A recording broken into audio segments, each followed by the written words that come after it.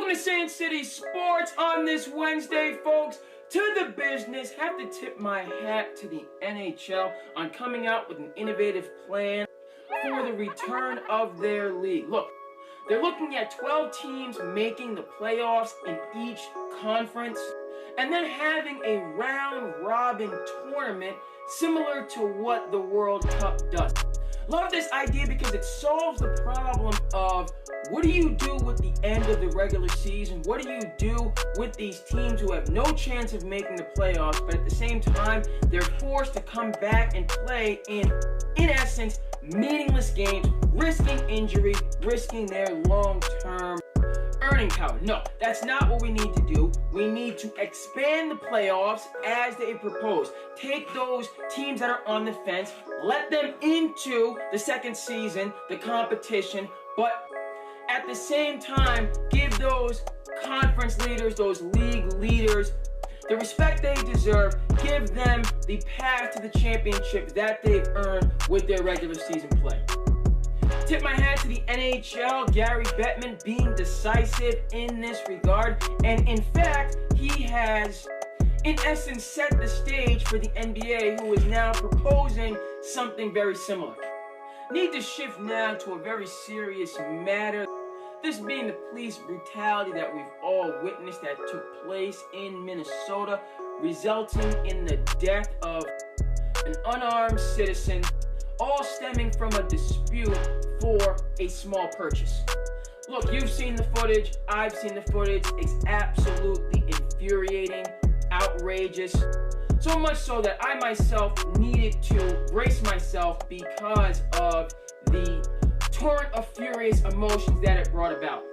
To the specifics in this case, first of all, I applaud law enforcement in Minnesota in looking at this egregious and abominable action and saying, look, we are going to hand this over to the FBI first and foremost in the initial stages of the investigation. So many times we see examples of police brutality in which the case is handled by the local, regional, or state authorities, and at the end of the day, justice is not served. We saw this in what happened in Dallas when a police officer killed a man in his domicile in cold blood and was only given a 10-year sentence.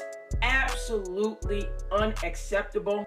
It has been discussed on this show. There is a clear difference between crime, which is what citizens commit, and corruption, which is what elected officials and those who are given the public trust commit. A higher standard exists. I know this because I work in public education. Teachers are only second to nurses in social esteem. And when you take this public trust and violate it, never mind all the way to the point of the death of an individual, the unnecessary death of an individual,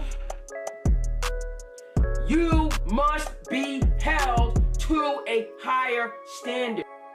It's clear, folks, point blank, period.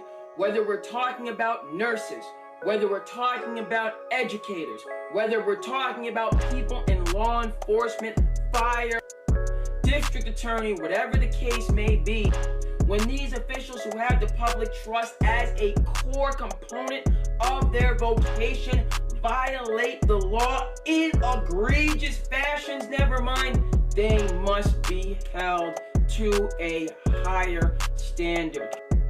Leaders in Minnesota, I credit them with being distinctly different from other examples of vicious police brutality. These 4 officers were fired immediately, not given paid administrative leave, as was importantly noted by Jamel Hill. Looking at the instance of Eric Gardner, which this absolutely mirrors, that officer held his job for 5 years.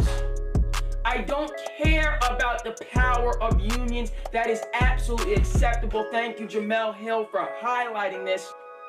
These officers have been fired. That is a first step. We need capital crimes now brought, especially and specifically against the officer who is principally responsible, the officer that drove his knee and the full weight of his body into the back of the neck of a handcuffed man, George Floyd, causing his death. We need capital charges.